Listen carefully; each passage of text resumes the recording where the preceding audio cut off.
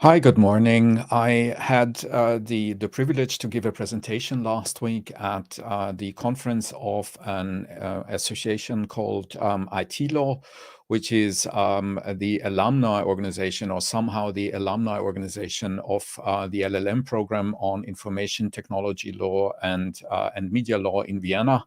And they organized a very interesting conference. You can see the website here on NFTs. And I had, as I said, the privilege to be one of their speakers. And my presentation was not so much about NFTs. It was more about some of the fundamental developments on the internet. And I would like to share with you, if you agree, some of the lessons that I shared with the audience there. The slides as well as the presentation were in German, and I didn't change the slides. So you will see the German slides, but I will translate this on the go into English to you.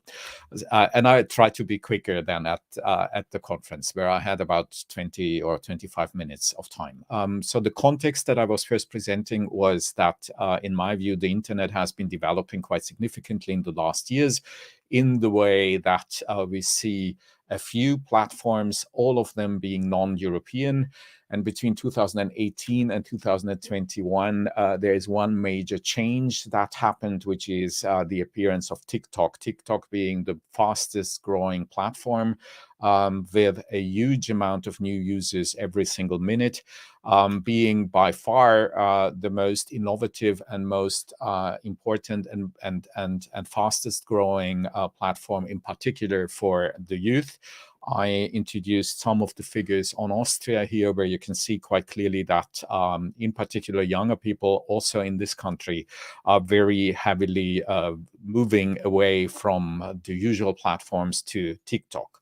I then gave a brief overview about what that might mean from a legal and a political perspective, by having a closer look into their terms and conditions, where it's mentioned quite explicitly that under certain circumstances and in compliance with GDPR and other regulatory norms that might apply, transfer of TikTok data to other areas of the world, including mainland China, might happen.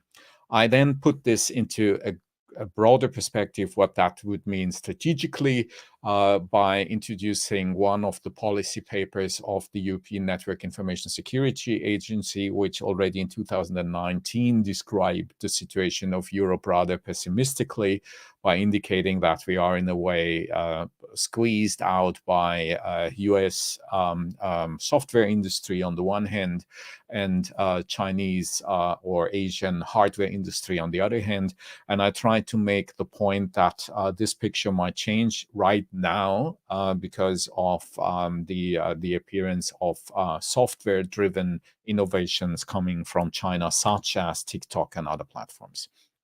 I put this then into a perspective on how Europe is reacting on this or not reacting on this. And I brought the example of a letter written by Ursula von der Leyen last week, replying to questions asked by members of the European Parliament on in how far TikTok is or is not regulated, or is not monitored. And von der Leyen made the point then that it's up to the mainly national data protection authorities in charge here, meaning in particular the Irish Data Protection Authority, to have a closer look into this, and not so much, obviously, the European Commission. This is not, obviously, I do know what, I hope that I do know what the tasks of the European Commission are and what they are not. Still, I think this is a very good example of, and I made that point, a very good example of where we stand with enforcement and implementation of GDPR more than 10 years after their first public announcement, which happened, as you might remember, on the 25th of January 2012, when Mrs. Reding, not Ursula von der Leyen, but Mrs. Reding, first showed us where to go with GDPR by announcing the proposal of the Commission then. I put this then into another attempt to into a second approach to the topic by contextualizing this also from an economical perspective, and I spoke a lot about shares and shareholder values of some of the major platforms on the internet, such as Meta, but also Snapchat, and last not least, of course, Elon Musk's Twitter, and what that might mean or might have meant on the development of the economical value of the company, and asks the question whether at least the shares might be interpreted in the sense that the economic growth story that was told now for quite a long time to us has come to an end. So the question was, is it perhaps that not so much because of regulation, but simply because of economical developments, the attractivity of this model, that someone is sitting in the center organizing a market, that this model might decrease or might even disappear? And I then ask this question again in context with all the upcoming and already existing new regulatory approaches on internet regulation, and in particular platform regulation, by asking the question in how far this comes late or is early or is just in time. And I was rather critical, in particular, about the sheer amount of new rules coming here, which, in my view, in some ways can be seen as additional red tape for some of the more important innovations that one can see on the internet at the moment. Not so much, but also NFTs perhaps, but in particular then later Fediverse and Mastodon, where I will come back to at the end of this presentation. Lots of figures then, and lots of hints coming from Winfried Feil, who is a German lawyer, rather critical about the regulatory approaches chosen so far in Germany and in Europe, and who did these beautiful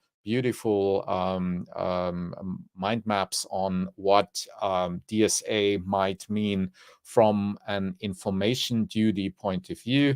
I did not really comment in any detail here. I just led people to Feil's Twitter account, asking them to follow this and contextualize this and evaluate this, whether this is really the best approach to be chosen. Quite a lot of information duties coming. All these slides coming, as I said, from Winfried Feil, as well as this meme, which in Feil's view, and I think it's a very nice meme for this purpose, which in Feil's view contextualizes where we stand with GDPR on the one hand, which is this nice little kitty in the upper left corner, in comparison with all the other things coming. And from that standpoint, then, I then asked one fundamental question, which is, why is this? Why is there so much new laws coming? And what does that mean? I got back to the digital strategy policy paper, which stands at the very beginning of DSA. So the first explanations then coming, where you can read, in my view at least, a rather simplified picture of how platforms work and what their implications might be and what their problems are. I also highlighted in particular this one sentence in red here in the middle of the slide, which is, online services are also being misused by manipulative algorithmic systems to amplify the spread of disinformation and for other harmful purposes. I was very critical about this, in my view, not being really clear about what really the problem is. Other harmful purposes is not really very clear, in my view, and I made the argument that if you are not clear about the problem as a regulator, you can't be clear about how to deal with this problem later then. More papers coming from the Commission, leading into the same direction, in particular into the direction that new law, according to their point of view, is needed here. And I put this then into contrast into what's really happening on platforms such as Twitter at the moment. Elon Musk, as you possibly might know, asking questions like this one here, which is, should everyone be pardoned whom we ever banned from the platform? Should Trump be pardoned and be invited to return? And the only instrument to evaluate this is not so much a law or a court or the tip or ethics. It's a simple stupid vote by that is and that has 15 million people or bots then deciding on this matter. Again, then I came back to what Europe in its own perspective is doing at the moment, and I remembered people of this, in my view, really important and at the same time very dark or unclear tweet coming from the commissioner in charge here, Thierry Breton, when he tweeted on Musk's announcement that he took over Twitter and that the bird shall be freed, by replying that in Europe the bird will fly by our European rules. This is, in my view, really an interesting development. I then put this into context into a very recent case that is reported by a German lawyer who also, by the way, was already here in Ars Boni, so you might have a look into this if you're interested in this, who then reported about a case recently running in Germany where one could see very clearly that Twitter is not really too impressed by the NetzDG, so the network enforcement law in Germany, trying to bring platforms closer to European moderation standards. And I again ask the question whether a simple legal approach, in the sense of that if someone doesn't comply, we need more laws in order to make her or him comply, is the right approach. And from there, I then jumped in rhetorically, and I said, okay, I could answer that question by simply copying a presentation that I had given already 15 years ago. And I showed quite some material from a presentation that I had given in 2007 on a platform then called Second Life, which was a huge hype then, and which in some way very much looked like Metaverse looks at the moment. You also had avatars then going through virtual worlds, and you had a lot of the legal phenomena the whole Symposion was dealing with already then, such as age limits for usage with 13 years, very similar to one of the relevant age limits that we see in GDPR. Then also software and software licensing and updating issues coming then already. Provider liability privileges, just like we see them today on platforms, coming then already. Payment and currency solutions that were introduced already then on that platform. Data ownership announcements for the platform already given then. Security issues, business models and private law enforcement models already there. So that already in 2007, it would have been possible to give a very beautiful presentation with a lot of legal problems coming already out of this, this Second Life application later then. And there would have even been a lot of arguments then that that was relevant, because already then quite some people did economically important things on the platform, and there were more than 11 million users using that platform with impressive growth rates. And my argument was this did not fail because it did not comply, and it did not fail because it was not sufficiently regulated. It failed because people simply did not take up the idea sufficiently intensely, the technical idea of interacting on such a platform. And from here, I then said, let's be careful that we don't run into the same trap again by debating now, just like in 2007 on Second Life, whether NFTs are legal and whether AI can be sufficiently securely introduced into such a system, and all the other legal questions coming with this.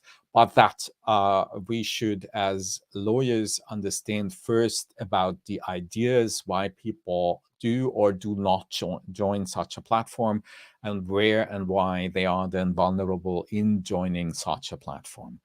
I ended with quite some easy to follow suggestions how to deal with this, such as that people trying to regulate such platforms should talk to their children, that they should talk to the people developing such platforms and understanding social interactions on them.